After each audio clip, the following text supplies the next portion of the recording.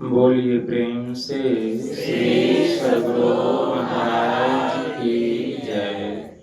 श्री सद्गुरु महाराज की जय। श्री सद्गुरु महाराज की जय। एक बार हम लोग आस्था और विश्वास के साथ बुलंद स्वर में गुरु महाराज का श्री जय घोष करें। श्री सद्गुरु महाराज की जय। नमामि अमित ज्ञान रूपं कृपालम् अगम बोध दाता सुबुद्धि निधि विशालम् क्षमाशील यति धीर गंभीर ज्ञानम् धर्म कील दृढ़ धीर समधीर ध्यानम् जगत त्राणकारी अघारी उदारम्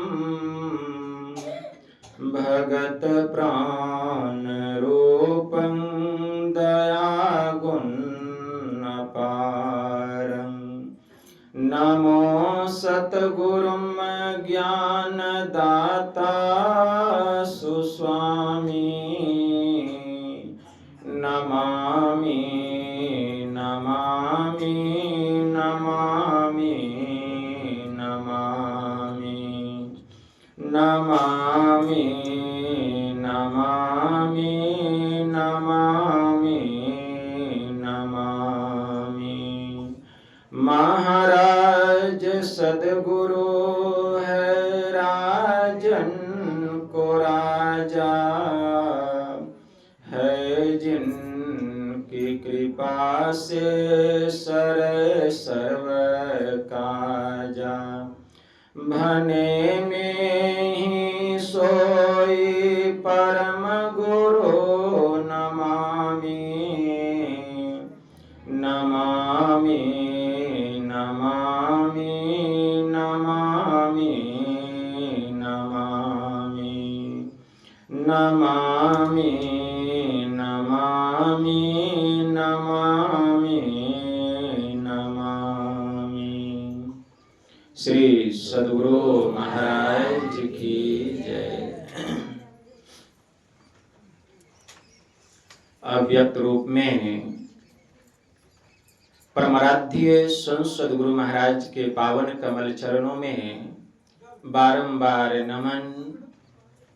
आदरणीय सत्संग प्रेमी गुरुजनों, भक्तिमती माताओं एवं धर्मशिला बहनों, यह संत मत का अपराह्नकालीन सत्संग है जिसमें हम लोग अपनी अपनी उपस्थिति दर्ज कर रहे हैं। इस संत मत सत्संग के द्वारा ज्ञान योग युक्त एकमात्र ईश्वर भक्ति का संदेश दिया जाता है, उपदेश दिया जाता है।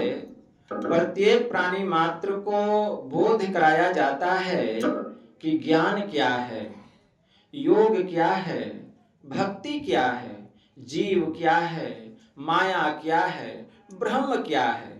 इन सभी रहस्यमयी बातों का ज्ञान सत्संग के माध्यम से यह जो जीव अबोध बना हुआ है, सत्संग श्रवण करते करते एक दिन वह सुबोध और परम ज्ञानी हो जाता है। अभी संत स्तुति और गुरु वंदना से पाठ का शुभारंभ हुआ।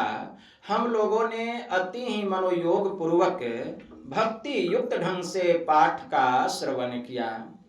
तत्पश्चात श्री रामचरितमानस सार सटीक सप्तम सोपान उत्तर कांड से भी हम लोगों ने पाठ का श्रवण किया। पाठ के क्रम में भगवान श्री राम के मुखारविंद से मानव तन की प्रधानता के संबंध में, उसकी उपाध्यता के संबंध में अपने नगरवासियों को उपदेश देते हुए हम लोग श्रवण कर रहे थे।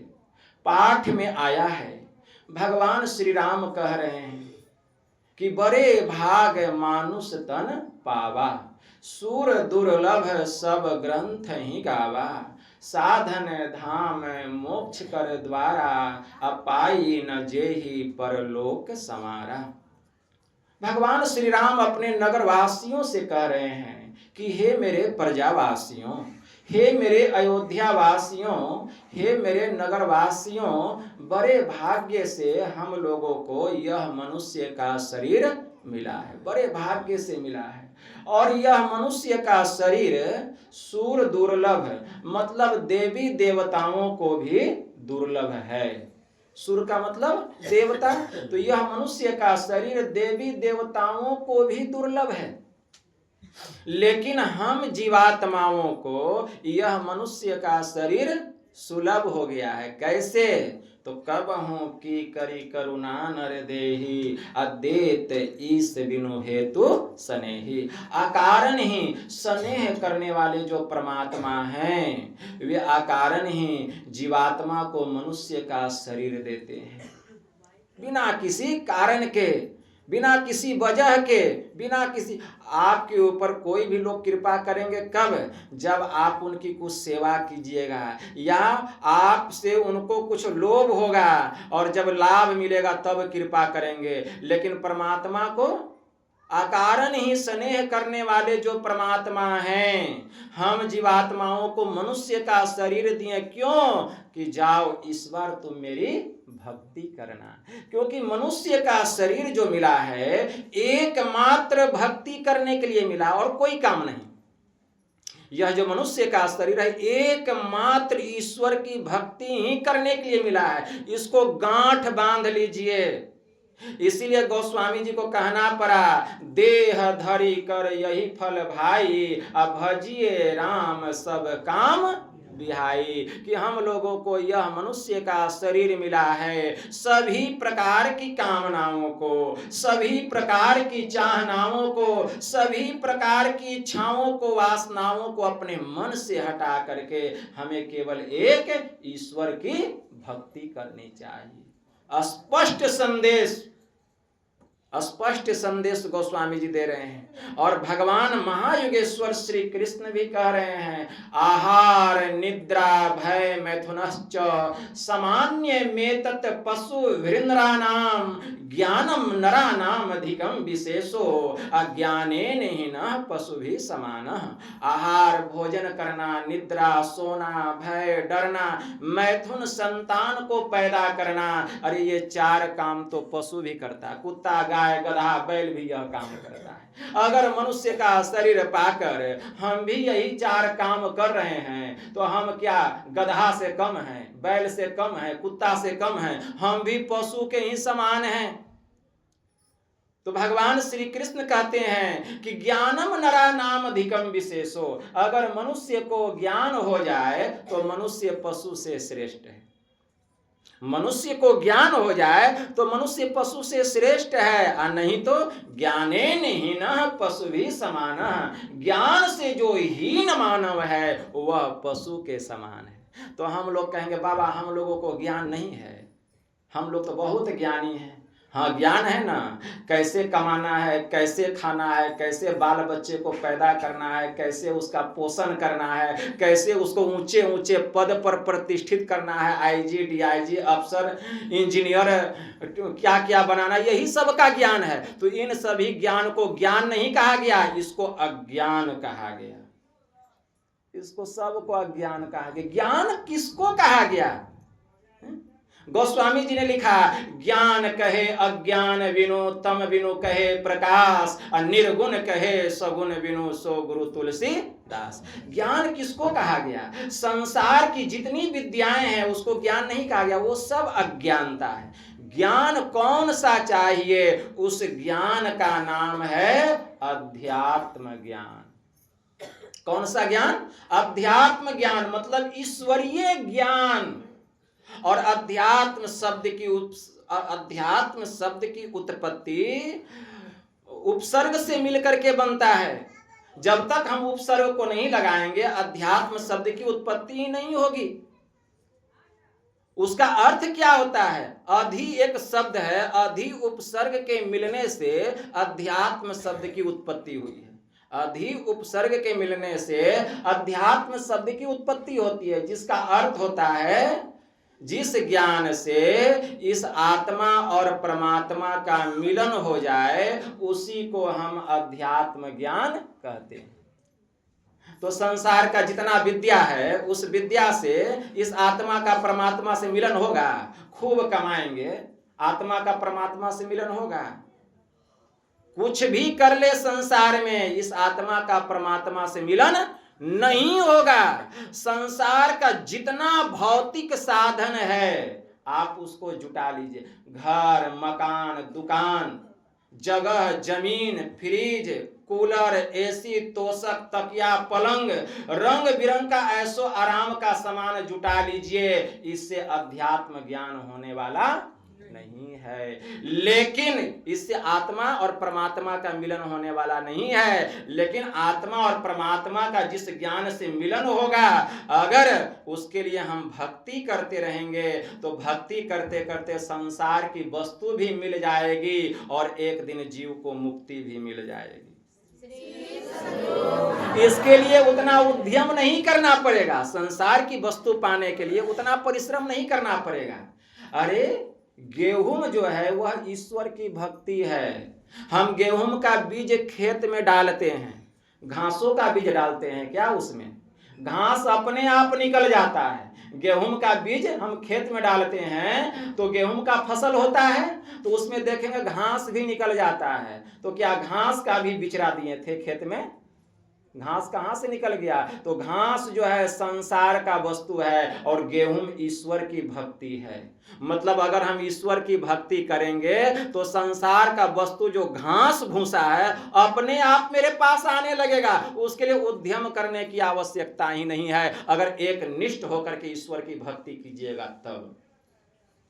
लेकिन अगर कोई खेत में केवल घास लगाएगा, घास का बिचरा डालेगा, तो उसमें गेहूं का फसल होने वाला नहीं है। मतलब हम संसार का सब सुख जुटा लें लेकिन ईश्वर की भक्ति उससे होने वाली नहीं है। इस जीव को सुख और शांति उससे मिलने वाला नहीं है। इसलिए देह धरी कर यही फल भाई, अब भजिए राम सब काम विहाई। सभी प्रकार की कामनाओं से अपने मन को हटाकर हमें एक ईश्वर की भक्ति करनी चाहिए।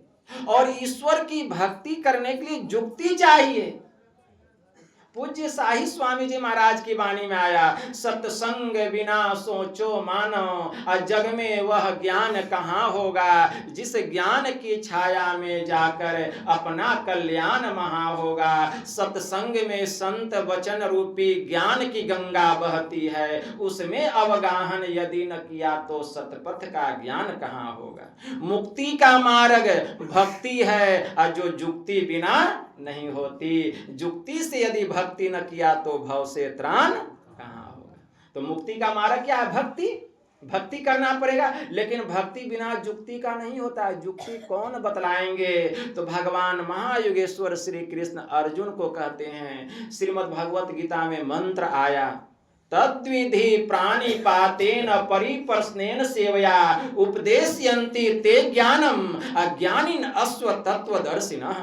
कि हे अर्जुन, तत्वदर्शी महापुरुषों के शरण में जाओ, उनको दंडवत प्रणाम करो, कुछ दिनों तक उनकी खिदमत करो, गुलामी करो, नौकरी करो, और जब तुम्हारी गुलामी से वे खुश हो जाएंगे, प्रसन्न हो जाएंगे, तब ये तुमको आत्मज्ञान का विद्या बतलाएंगे, रहस्य बतलाएंगे, भेद बतलाएंगे, मर्म बतलाएंगे। और उस ज्ञान को जान करके जब तुम ध्यान करोगे तो पहले तुमको अपने स्वरूप का ज्ञान होगा, तदंतर मेरे स्वरूप की पहचान होगी। और हे अर्जुन, मैं तुम्हें सत्य कहता हूं, तुम सदा के लिए दुखों से छूट जाओगे और मेरी शरण में आ जाओगे। भगवान ने आगे कहा, सर्वधर्मान परित्यज्य मामेकं शरणं वज्र अहम त्वा सर्व पापेभ्यो मोक्षयिष्यामि मा शुचः। कि हे अर्जुन, इसलिए मैं तुझे कहता हूं कि तू सारे धर्मों को छोड़कर मेरी शरण में आ जा। मैं तुझे सत्य कहता हूं, मैं तुझे सारे पापों से मुक्त कर दूंगा, और मैंने तेरा उद्धार न कर दिया तो हमें कहना। भगवान ने कहा। तो जब तक हम भगवान के शरण में नहीं जाएंगे उद्धार होने वाला नहीं है। इसीलिए पहले अपने को जानना पड़ेगा कि मैं कौन हूं, अपना ज्ञान प्राप्त करना पड़ेगा। एक बड़े उच्च कोटि के मुर्शिद हो गए, उनकी वाणी में आया, अरे मिलने की आरजू है तो खुद को मिटा के देख, अब पर्दा नसीन घर है तो जरा पर्दे से आके देख। पर्दा नसीन घर है तो जरा पर्दे से आके देख, जिसको तू ढूंढता है मिलेगा तुझे यहीं। पर्दा क्या है? अंधकार का, प्रकाश का और शब्द का। इस पर्दे से निकलिए तब देखिए। मिलने की आरजू है तो खुद को मिटा के देख, पर्दा नसीन घर है तो जरा पर्दे से आके देख, जिसको तू ढूंढता है मिलेगा तुझे यहीं, दरियाए इश्क में जरा गोता लगा के देख। मस्जिद खुदा का घर है यह कहते हैं शेख जी, अरे खुद ही खुदा का घर है, जरा खुद ही को मिटा के देख, अहंकार को मिटा के देख। मुल्ला की बांग को सुनता है सामो शहर इमाम, अब बांगे इलाही हो रही जरा गोसे में आके देख। बांगे इलाही मतलब परमात्मा का कलाम हो रहा है, परमात्मा का ब्रह्मनाद हो रहा है, तो जरा गोसे में आके देख, मतलब अपने भीतर में घुस करके देख। गोस बातिन हो कुसादा जो करे कुछ दिन अमल, ला इलाहा इल्लल्लाह अल्लाहु अकबर पे जाने के लिए। इसलिए जरा गोसे में आके देख, कौओं से हंस बन रहे हैं सब मुर्शिद के पास में, तालिबे दिद गर है तो जरा सजदे में आके देख, मिलने की आरजू है तो खुद को मिटा के देख।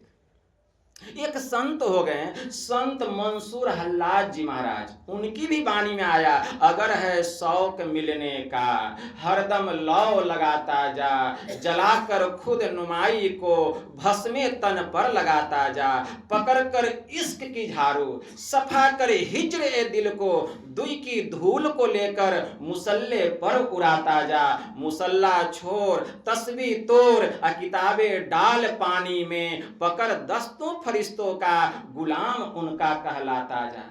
न मर भूखा न रख रोजा, न जा मस्जिद न कर सिजदा, अब वजू को तोड़ दे पूजा, शराबे शौक पीता जा। हमेशा खा हमेशा पी, गफलत में रहो न एकदम, नशे में सैर कर अपनी खुदी को तू जलाता जा।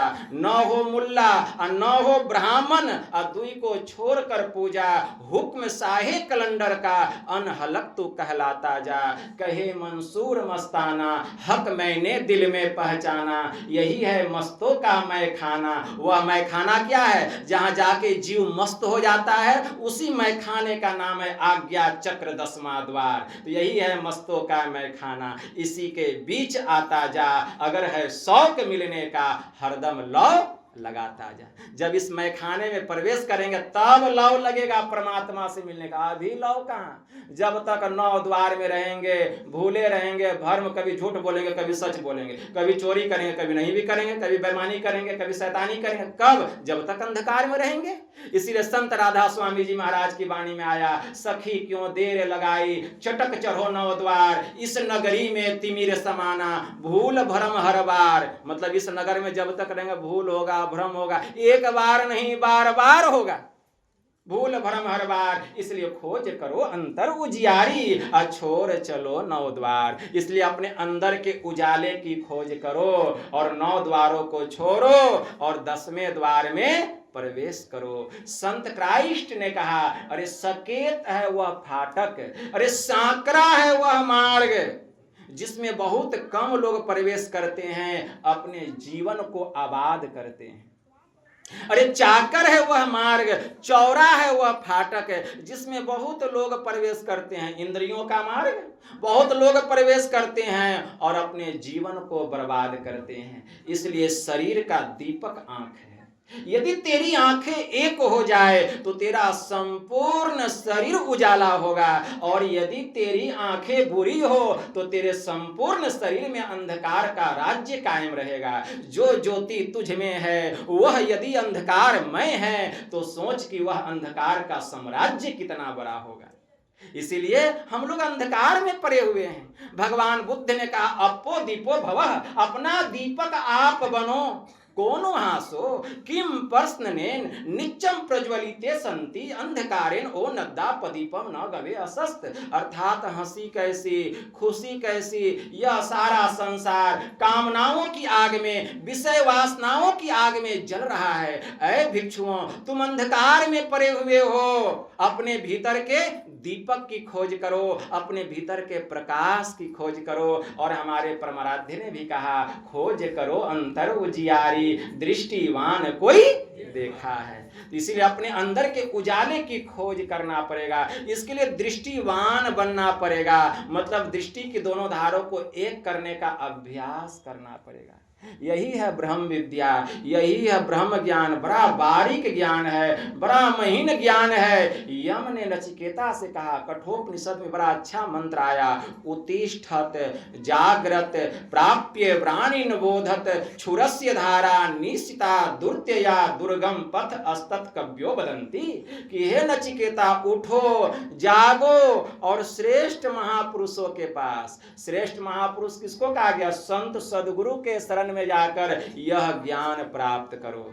वे बतलाते हैं कि यह जो रास्ता है, परमात्मा के पास जाने का जो मार्ग है, छुरस्य धारा, मतलब छुरे की धार से भी पतला, बाल की नोक से भी महीन वह मार्ग है। पथ अस्तत कव्यो बदंती, जो जो उस मार्ग से चल करके परमात्मा को प्राप्त किए हैं, ऐसे महापुरुष ये बात बतलाते हैं, कहते हैं। संत तुलसी साहब की भी वाणी में ठीक यही बात आई। संत तुलसी साहब क्या कहते हैं? संत तुलसी साहब कहते हैं, उनकी वाणी में आया, बड़े उच्च कोटि के महापुरुष हो गए संत तुलसी साहब। अरे ऐ तकी तकते रहो, मुर्शद ने ये पंजा दिया, अब बेहोश हो मत छोड़ियो, गर चाहे तू जलवा पिया, होगा फजल दरगाह तक, खौफो खतर की जान ही, सीधे चले जाना वहां। अब मुर्शद ने यह फतवा दिया, मुर्शद ने यह फतवा दिया। कहते हैं कि इस रास्ते से कोई और भी गए हैं? तो कहते हैं हाँ गए हैं। मंसूर सरमद बुअली और शम्स मौलाना हुए, सभी पहुंचे इसी राह से, जिसने कि दिल को पुख्ता किया। संत तुलसी साहब की वाणी में आया है, कह रहे ऐ तकी तकते रहो, मुर्शद ने यह पंजा दिया, बेहोश हो मत छोड़ियो, गर चाहे तू जलवा पिया, होगा फजल दरगाह तक, खौफो खतर की जान ही, सीधे चले जाना वहां। मुर्शद ने यह फतवा दिया। वह रास्ता बिल्कुल सीधा है ईश्वर के पास जाने का। संसार के जितने रास्ते हैं सब टेढ़े मेढ़े हैं। हमको स्टेशन जाना है, कितना टेढ़ा मेढ़ा रास्ता है। संसार में दिल्ली जाने के लिए अनेक रास्ता है, पटना जाने के लिए अनेक रास्ता है, अमेरिका जाने के लिए बहुत सारे रास्ते हैं, जर्मनी जाने के लिए बहुत सारे रास्ते हैं, लेकिन परमात्मा के पास जाने के लिए बहुत सारे रास्ते नहीं है, एक ही एक रास्ता है। वह रास्ता बिल्कुल सीधा, बिल्कुल सीधा, बिल्कुल सीधा। संत तुलसी साहब की वाणी में आया, मंसूर सरमद बुअली शम्स मौलाना हुए, सभी पहुंचे इसी सीधे रास्ते से, जिसने कि दिल को पुख्ता किया।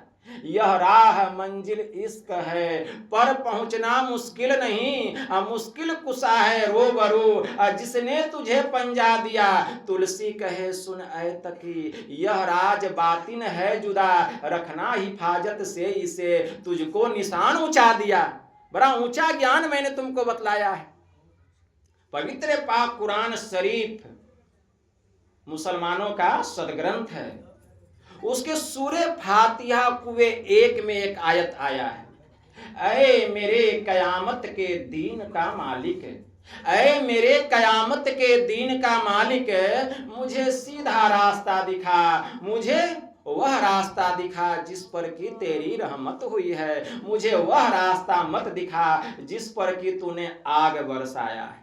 देखिए 3 प्रार्थना आई, पहला सीधा रास्ता, दूसरा जिस पर तेरी रहमत हुई है, और तीसरा जिस पर तूने आग बरसाया है। तो पवित्र पाक कुरान शरीफ की जो तीसरी प्रार्थना है कि वह रास्ता मत दिखा जिस पर कि तूने आग बरसाया है, तो खुदा का कहर, खुदा का आग किसके ऊपर बरसता है?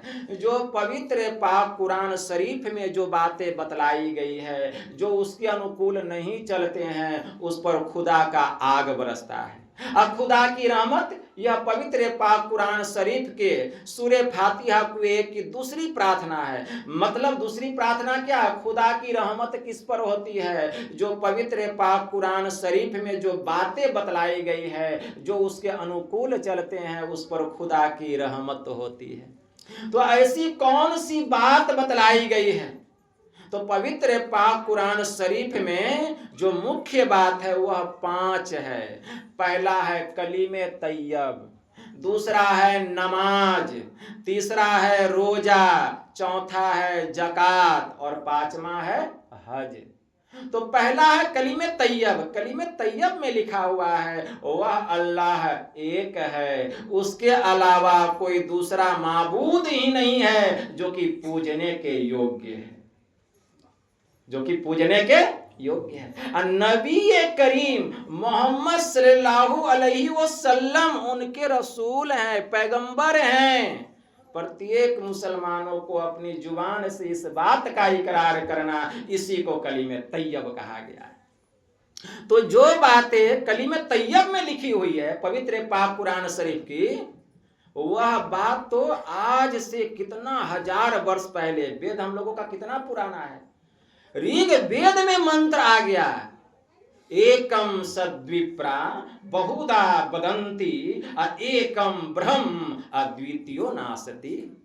कि वह परमात्मा एक है, वह अद्वितीय है, उसके जैसा कोई दूसरा नहीं है। लेकिन विद्वजन उसको अनेक नामों से विदित करते। एकम सद्विप्रा बहुधा वदन्ति एकम ब्रह्म द्वितीयो नास्ति। वह ब्रह्म एक है। अगर कोई कहता है कि परमात्मा 2 है, 10 है, 1000 है, लाख है, करोड़ है, तो वह परमात्मा नहीं, वह सब नाशवान है। ईश्वर तो एक ही एक है, एक है। तो एकम सद्विप्रा बहुधा वदन्ति, उसी एक परमात्मा को विद्वजन संत जन अनेक नामों से विदित करते हैं। जो वैदिक धर्मावलंबी व्यक्ति हैं वे उसी परमात्मा को ईश्वर कहते हैं, भगवान कहते हैं। तो जो इस्लाम धर्मावलंबी हैं उसी एक ईश्वर को अल्लाह या खुदा कहते हैं। तो जो ईसाई धर्मावलंबी हैं उसी एक परमात्मा को गॉड या स्वर्ग अस्त पिता कहते हैं।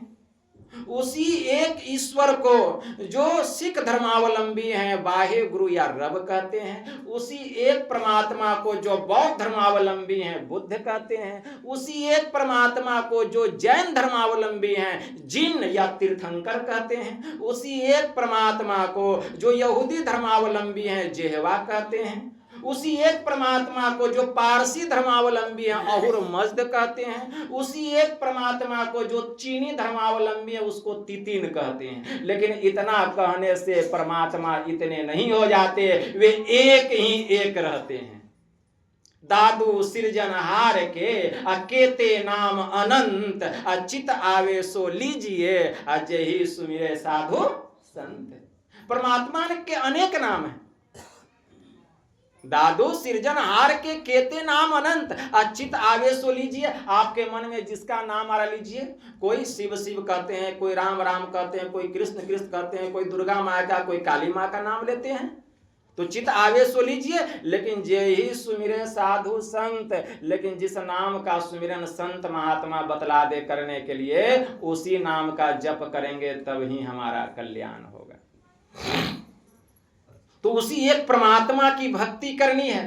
तो जो पवित्र पाक कुरान शरीफ कहता है वही तो हमारा ऋग्वेद कहता है।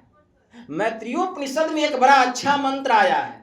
हमारा मैत्रेयोपनिषद भी कह रहा है, मैत्रेय ऋषि कह रहे हैं, एक मेवादित्यम यद गुरुर्वाक्य निश्चितम एतदे कांतिमित युक्तम न मठो न बनांतरम। वह परमात्मा एक है, वह अद्वितीय है, उसके जैसा कोई दूसरा नहीं है। ऐसा गुरु के महावाक्य पर जिसको विश्वास हो जाए, उसे एक पवित्र स्थान पर आसन लगा करके उस प्रभु को पाने के लिए बाहर में नहीं अपने भीतर में ध्यान लगाना चाहिए। अपने भीतर में ध्यान लगाना चाहिए, क्योंकि परमात्मा जब भी मिलेंगे भीतर में मिलेंगे, बाहर में नहीं मिलेंगे। जिसने भीतर में उस परमात्मा को प्रकट किया उसके लिए परमात्मा बाहर भी प्रकट है। लेकिन जिसने भीतर में परमात्मा को प्रकट नहीं किया उसके लिए परमात्मा बाहर में भी कहीं नहीं है। इसीलिए उस प्रभु को पाने के लिए अपने भीतर में ध्यान लगाना पड़ेगा। हमारे परमाराध्य ने कहा, निज तन में खोज सज्जन, बाहर न खोजना, अपने ही घट में हरि है, अपने में खोजना। इसी के लिए भगवान श्री राम का उपदेश है। क्या उपदेश है? कि साधन धाम मोक्ष कर द्वारा, पाई न जेहि परलोक समारा। यह जो हमारा मनुष्य का शरीर है, यह साधना का घर है, साधना का घर। लेकिन हम लोग इस शरीर को भोग का घर समझ करके रखे हैं, भोग का घर। लेकिन यह शरीर साधन का धाम है, साधना का घर है। और इसमें एक द्वार है, मतलब एक रास्ता है परमात्मा के पास जाने का। उस रास्ते का नाम क्या है? मोक्ष का द्वार, आज्ञा चक्र 10वां द्वार। वही वह रास्ता है, साधन धाम मोक्ष कर द्वारा। जो यह मनुष्य का शरीर पाकर उस मोक्ष के द्वार में प्रवेश करने के लिए अभ्यास नहीं करता है, प्रयास नहीं करता है, उद्यम नहीं करता है, परिश्रम नहीं करता है, बल्कि इस शरीर को संसार के विषय भोग में लगा के, डुबा के, लचा के, गला के, चिपका के, पचा के रखता है, तो समय आने पर सो परत्र दुख पावई। समय आने पर वह सिर धुन धुन करके पछताता है। वह इस लोक में और परलोक में दोनों जगह दुख पाता है। सो परत्र दुख पावई, मतलब इस लोक में भी और परलोक। परलोक का मतलब क्या? जहां जीव इस शरीर को छोड़कर जाएगा वहां भी दुख पाता है और सिर धुन धुन करके पछताता है। और व्यर्थ ही कभी काल को, कभी ईश्वर को, वह कभी कर्म को झूठ ही दोष लगाता है। तो यह शरीर साधना का घर है। इसमें एक द्वार है, मोक्ष का द्वार। वह द्वार कहाँ है? मोक्ष का द्वार कहाँ बतलाया गया? कहाँ ध्यान लगाना है? जहां ध्यान लगाने से जीव उस द्वार में घुसेगा और अंधकार का पर्दा फटेगा और हम स्थूल से सूक्ष्म में, अंधकार से प्रकाश में, पिंड से ब्रह्मांड पर हम चढ़ाई कर जाएंगे। वह द्वार कहां पर है? तो भगवान महायोगेश्वर श्री कृष्ण ने अर्जुन से श्रीमद् भगवत गीता के 6ठे अध्याय के 13वें श्लोक में कहा, समं काय शिरो ग्रीवम धार्यांचलम स्थिरः संप्रेक्ष नासिकाग्रम स्वम दिश्चावलोक्यन। कि हे अर्जुन, 10 दिशाओं को छोड़कर धर, गर्दन और मस्तक को सीधी रेखा में रखता हुआ, ये सर, ये धर, ये गर्दन और कमर को एकदम सीधी रेखा में रखता हुआ, दोनों आंखों को बंद करके एकदम सामने नासाग्र में, दोनों आंख और नासिका का जो मिलन स्थान है, जहां हमारी माताएं और बहनें बिंदी लगाती है, ठीक उसके सामने। तो कितना सामने? तो जो गुरु महाराज से भजन भेद लिए हैं उनको पता है कितना सामने। उतना सामने अपने मन को टिका करके रखना है, दृष्टि को लगा करके रखना है। जहां हमारी दृष्टि रहेगी वहां हमारा मन रहेगा। लेकिन याद रहे, 10 दिशाओं को छोड़कर, 10 दिशाओं को छोड़कर। तो 10 दिशाओं को छोड़ करके देखना है। अब कहेंगे बाबा 10 दिशा में तो एक दिशा हो ही जाएगा, कहीं बैठेंगे तो। भगवान का आदेश क्या है? 10 दिशाओं को छोड़कर। 10 दिशा कौन कौन है? पूरब, पश्चिम, उत्तर, दक्षिण, 4 दिशा। और 4 दिशाओं का 4 कोण, ईशान कौन है, अग्नि कौन है, नेतृत्व कौन है, वायु कौन है, ये 4 4 8 हो गया। और उसके बाद ऊपर और नीचे 10। अब लोग देखेगा कहाँ? कहाँ देखिएगा? पूरब में भी नहीं देखना है, पश्चिम में भी नहीं देखना, उत्तर में भी नहीं देखना, दक्षिण में भी नहीं देखना, अब कोना में भी, चारों कोना में भी नहीं देखना, ऊपर भी नहीं देखना, नीचे में नहीं देखना। तो कहाँ देखेंगे? भगवान का आदेश है 10 दिशाओं को छोड़कर। वही बात है, भेद यह गुप्त पाना किसी ग्रंथ से, है असंभव समझ लो किसी संत से। तो भेद तो छिपा हुआ है भागवत में, भेद तो छुपा हुआ है शास्त्र में, लेकिन ग्रंथ को पढ़ के कोई समझ लेगा तब तो यही ना समझेगा 10 दिशाओं को छोड़ के कहाँ देखेंगे, तब कैसे ध्यान करेंगे? खूब खाओ पियो मौज करो। अब 10 दिशाओं को छोड़ के ध्यान लगाना है, कहीं भी ध्यान लगाएंगे तो दिशा तो हो ही जाएगा। तो समझिए यह गुरु ज्ञान को। भगवान ने कहा 10 दिशाओं को छोड़ के एकदम सामने। तो दिशा कब तक रहता है? जब तक हमारा आंख खुला हुआ है, जब तक हमारा आंख खुला हुआ है। एक व्यक्ति हमसे तर्क वितर्क करने वाले भी बहुत लोग मिल जाते हैं, बहुत लोग तर्क वितर्क करने वाले मिलते हैं। कहते हैं बाबा, कहते हैं आंख बंद करने पर दिशा नहीं रहेगा। आप पूरब की ओर मुंह करके बैठे हैं, आंख बंद करेंगे तो पता नहीं चलेगा इधर पूरब है। अभी हम दक्षिण की ओर मुंह करके बैठे हैं, आंख बंद करेंगे तो पता नहीं चलेगा इधर दक्षिण है। और आप कहते हैं कि दिशा नहीं रहेगा, तो कहेंगे ठीक है, आपका आंख पर हम पट्टी बांधते हैं। आंख पर क्या करते हैं? पट्टी बांधते हैं और लेके के गए एक स्थान पर उसको। आप कहेंगे बताइए तो पूरब की ओर मुंह है कि उत्तर की ओर कि दक्षिण की ओर पश्चिम की ओर? बताइए। आंख में पट्टी बांध दिए, आप घुरा दिए थोड़ा दूर, अब बैठा दिए एक जगह खड़ा कर। बताइए आपका मुंह कौन दिशा में है? पूरब में है कि उत्तर में कि दक्षिण में कि पश्चिम में? बुद्धि हेरा गया उसका। कब आप आंख खोलेंगे तब ना। अरे मूर्ख, हम भी तो वही कह रहे थे कि जब तक आंख खुला हुआ है तब तक दिशा है, आंख बंद हो गया तो दिशा गायब, दिशा गायब। तो कहने का मतलब है दिशा कब तक? जब तक आंख खुला रहेगा। लेकिन तर्क वितर्क करने वाले लोग तो तर्क करते रहेंगे, वितर्क करते रहेंगे, अपना काम आप करते जाइए।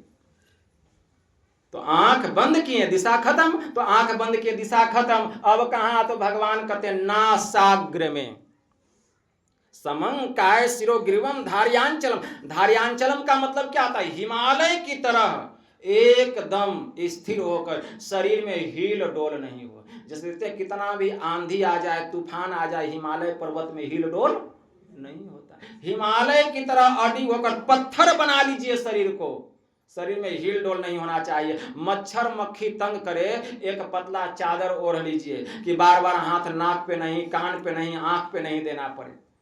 और हिमालय की तरह अडिग होकर दोनों आंखों को बंद करके एकदम सामने, दोनों आंख और नासिका का जो मिलन स्थान है ठीक उसके सामने, जहां हमारी माताएं और बहनें बिंदी लगाते, कितना सामने, तो पते की बात है। बिस्मिल्लाहिर्रहमान उर्रहीम, मैं शुरू करता हूं साथ नाम अल्लाह के।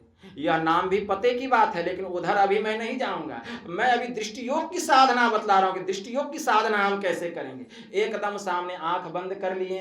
अब आंख बंद करने पर क्या दिखाई देगा? स्वाभाविक है कि हम आंख बंद करेंगे तो अंधकार दिखाई देगा। कोई भी आंख बंद करेंगे तो क्या दिखाई देगा? अंधकार दिखाई देगा। जब अंधकार दिखाई देने लगे, उसी अंधकार में कैसे? उसी अंधकार में मन को समेट करके क्या करना पड़ेगा? दृष्टि की दोनों धारों को मिलाकर मिलन स्थान पर मन को टिका करके देखना पड़ेगा। सिमटी हुई निगाह से देखना पड़ेगा। देख रहे हैं अंधकार में, टकटकी लगा करके देख रहे हैं। गुरु महाराज की वाणी में आया, सावन सुखमन दृष्टि आनत, दामिनी छिन छिन दम कई, अहील डोल तजी सुरत थिर करी, प्रणवतार उगाइए। तो सावन किसको कहा गया? आप देखे होंगे सावन का जब महीना आता है, आकाश में काली घटाएं छा जाती है। तो गुरु महाराज कहते अरे ये बाहर का सावन तो नकली सावन की घटा है, असली सावन की घटा तो तुम्हारे भीतर में है, कुछ दिखाइए नहीं देता है, अब बाहर में तो कुछ दिखाई भी देता है। तो असली सावन की घटा कहाँ है? हम सबके भीतर। अंधकार रूपी बादल देखिए। तो सावन सुखमन दृष्टि आनत, मतलब इस अंधकार में, कहा? सुषुम्ना में। सावन सुखमन दृष्टि आनत, इस अंधकार के सुषुम्ना में दृष्टि की दोनों धारों को मिलाकर सावन सुखमन दृष्टि आनत, दामिनी छिन छिन दमकई, दोनों दृष्टि की धारों को मिलाकर टकटकी लगा करके देखेंगे तो गुरु की कृपा होगी। दृष्टि की दोनों धार वहां जा करके टकराएगी। तब गुरु महाराज कहते हैं सावन सुखमन दृष्टि आनत, दामिनी छिन छिन दमकई। तब कभी कभी हम देखें, गुरु की कृपा होगी, दृष्टि की दोनों धार केंद्र पर जाकर के टकराएगी, केंद्र पर जाकर के टकराएगी। लेकिन दृष्टि स्थिर नहीं रहती है, हट जाती है। तो जब जब दृष्टि की दोनों धार सुषुम्ना में जाकर के टकराएगी तो ब्रह्म ज्योति की चिंगारी देखने में आएगी। फिर वह चिंगारी समाप्त, फिर दृष्टि टकराई, फिर चिंगारी देखे, फिर समाप्त।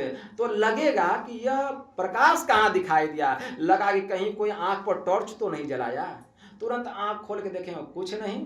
फिर उसके मन में वैराग्य जो है प्रबल होते जाएगा। एक बार भी अपने भीतर में जो ब्रह्म ज्योति की चिंगारी को देख लेता है, उसके मन में प्रबल वैराग्य आता है और वह एकांत स्थान की तलाश करता है। एकांत स्थान की खोज करता है और घंटों बैठ करके साधना में डूबा रहता है। एक समय ऐसा आता है, दृष्टि की दोनों धार मिलती है, दामिनी छिन छिन दम कई, हील डोल तजी, सूरत का हिलना डोलना बंद हो जाता है और प्रणवतार उगाइए। दृष्टि की दोनों धार मिलती है, अंधकार का मंडल फटता है और वह ज्योतिर्मय प्रणव बिंदु प्रकट हो जाता है। अंधकार का नामो निशान मिट जाता है। हम अंधकार से प्रकाश मंडल में, स्थूल से सूक्ष्म मंडल में, पिंड से ब्रह्मांड में चले जाते हैं। साधक की सूरत सैर करती है, तो जो पिंड चढ़ी जाओ ब्रह्मांड ही, जो वीर हो अपेलो सुषमन दृष्टि शिस्त जो तीर हो, बिंदु नाद अगुवाई तुम ही ले जाएंगे, अरे हारे में ही ज्योति सहनाद की सैर कराएंगे। साधन में पगी जाए अति ही गंभीर हो, या तन शुद्धि नहीं रहे धीर बलवीर सो, सांझ भोर दिवस रहन कछु जानत नाही, अरे हारे में ही बाहर जरवत रहे माही चेतन सही। बाहर में स्थूल शरीर बैठा हुआ है और चेतन जो है भीतर में चल रही है। देखिए क्या आनंद है। गुरु महाराज की वाणी में आया, ज्योति मंडल की सैर झकाझक झांकिए, तिल डिग जुगनू ज्योति टकाटक ताकिए, होते बिज्जू उजियार नजर थिर न रहे, अरे हारे में ही सूरत कांपती रहे, अरे ज्योति दृढ़ क्यों गए। कैसा नजारा देखने में आएगा। बाहर का नजारा भूल जाएंगे, बाहर का रंग रूप भूल जाएंगे, बाहर का जो विषय है ये सब जल करके राख हो जाएगा। सूखे हुए सर्प के समान यह संसार दिखाई देगा। अब भीतर में जो आनंद आएगा उस आनंद का क्या कहना, उस सुख का क्या कहना। भीतर में नाद की वर्षा होने लगेगी। गुरु महाराज की वाणी में आया, सुरती दरस करण को जाती, तकती तिसरी तिल खिड़की, ज्योति बिंदु ध्रुव तार, इंदु लखी लाल भानु झलकी, बजत विविध विधि अनहद सोरा पांच मंडलों की। नाना प्रकार के शब्द होंगे। संत मते का सार भेद यह बात कही उनकी, समझा में ही लखा नमूना बात है सत हित। गुरु महाराज की वाणी में आया। तब जो है यह नमूना जिस दिन आपको मिल जाएगा उस दिन पूरा विश्वास हो जाएगा। फिर उस दिन आप में हिलडोल नहीं होगा, एकदम अडिग हो जाइएगा, अस्थिर हो जाइएगा। फिर यह संसार तो आसार हो जाएगा और फिर उस रास्ते पर चलिएगा जो रास्ता सीधे परमात्मा के पास गया। साधन धाम मोक्ष कर द्वारा, पाई न जेहि परलोक समान। यही है वह रास्ता परमात्मा के पास जाने का। इसी रास्ते पर हम लोगों को चलना है। और यह रास्ता गाय बैल गधा कुत्ता के शरीर में नहीं है। यह जो मोक्ष का द्वार है मनुष्य के शरीर में और किसी के शरीर में नहीं है। मनुष्य के शरीर में यह द्वार है। इसी द्वार में प्रवेश करने के लिए हम लोगों को यह मनुष्य का शरीर मिला है। लेकिन हम लोग इस काम को छोड़ दिए हैं और जितना काम है सब काम कर रहे हैं। मनुष्य का शरीर छूट जाएगा फिर पछताना पड़ेगा। आछे दिन पाछे गए हरि से किया न हेत, अब पछताए होत क्या जब चिड़िया चुग गई खेत। खूब मंदिर मस्जिद करते रह जाएंगे, तीर्थ व्रत करते रह जाएंगे, शरीर छूट जाएगा। क्या होता है वुजू किए से, क्या मस्जिद में जाने से, क्या होता है नमाज पढ़कर सिर को वहां झुकाने से। अरे जीते जी मिला नहीं खुदा तो मिलेगा क्या मर जाने से। लाख इबादत से बढ़कर दुनिया हुस्न परस्ती है, जिसमें देखा उसी में पाया जो है तीर निशाने से। अरे बड़ा अजब मजा आया है आंखों में आंख लड़ाने से। तो आंखों में आंख लड़ाना है तो भीतर में लड़ाइए, तब देखिए कैसा मजा है, कैसा आनंद है, कैसा सुख है। उस सुख का क्या कहना, उस शांति का क्या कहना। गुरु महाराज की वाणी में आया। हमारे गुरुदेव कहते हैं कि शांति स्वरूप सर्वेश्वर जानो। परमात्मा जो है वह शांति स्वरूप है। जो परमात्मा को प्राप्त कर लेता है वह शांत हो जाता है। जैसे नदी का जल सागर में जाकर के जब मिलता है तो अस्थिर हो जाता है, और जब तक समुद्र में नहीं मिलता है तब तक देखिए खूब टेढ़ी मेढ़ी ऊंची नीची चाल चलती रहती है। उसी प्रकार जब तक हम संसार में रहेंगे टेढ़े मेढ़े चलते रहेंगे इधर उधर। लेकिन जिस दिन हम उस सूक्ष्म द्वार में प्रवेश करेंगे, जैसे सांप देखते हैं बाहर में कितना टेढ़ा मेढ़ा चलता है, लेकिन जब बिल में घुसता है ना एकदम लाठी के जैसा सीधा हो जाता है। उसी प्रकार यह जीव जो है जब तक संसार के विषय भोगों में पड़ा रहता है, टेढ़ा मेढ़ा चाल चलता है, कभी रूप में, कभी रस में, कभी गंध में, कभी स्पर्श में, कभी शब्द में। लेकिन जैसे ही 10वें द्वार में प्रवेश करता है एकदम सीधा हो जाता है। और फिर वहां जो उसको रस मिलता है, क्या का शब्द रूपी रस मिलता है। मंत्र आया है नाद बिंदु उपनिषद में, मनोमत गजेंद्रस्य विश्व ध्यान चारिण नियमान समर्थो अयंग नीनांदो निशितांकुश।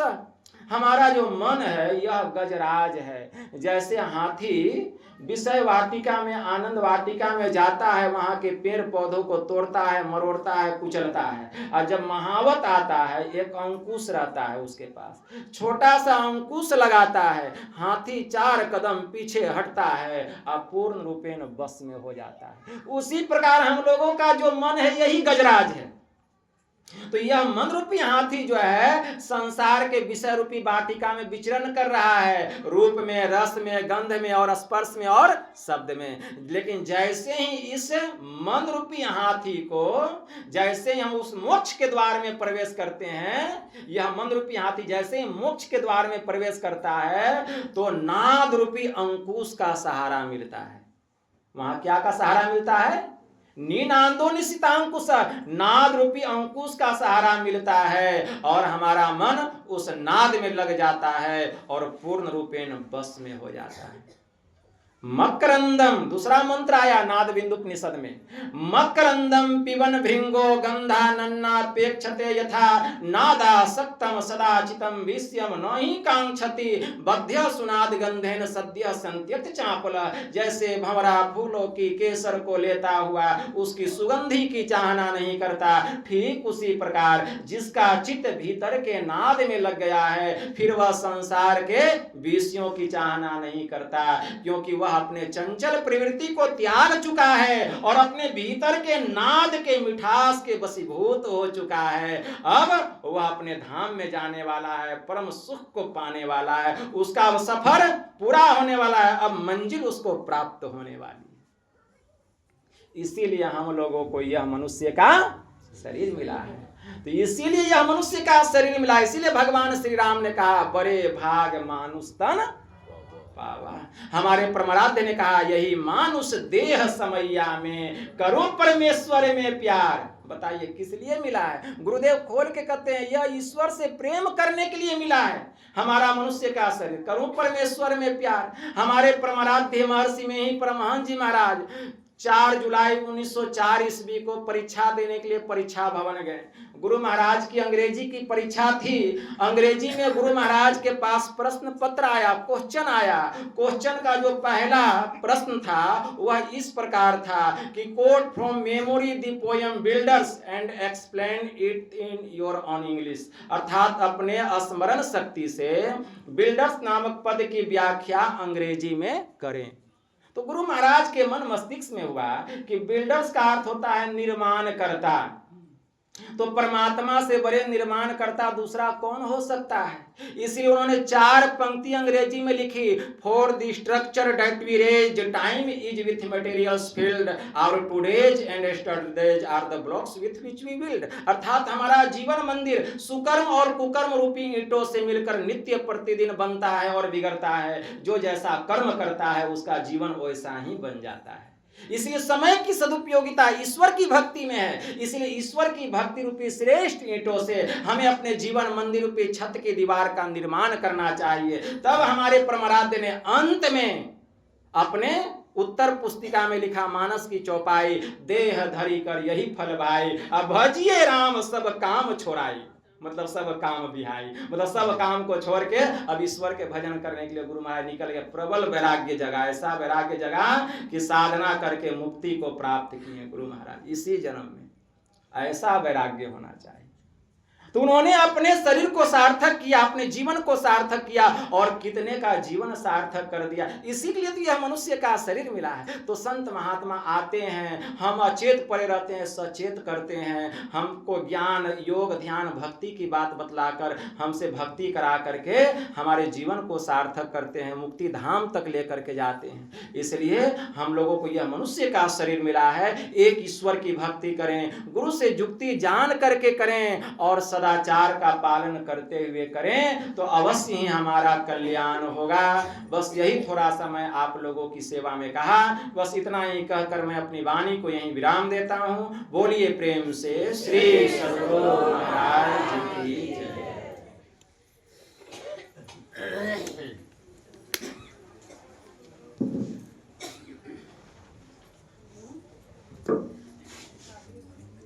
आरती कीजिए।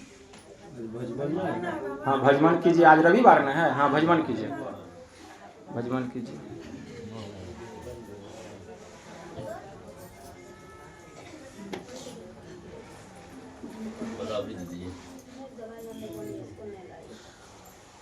पदावली दे दीजिए।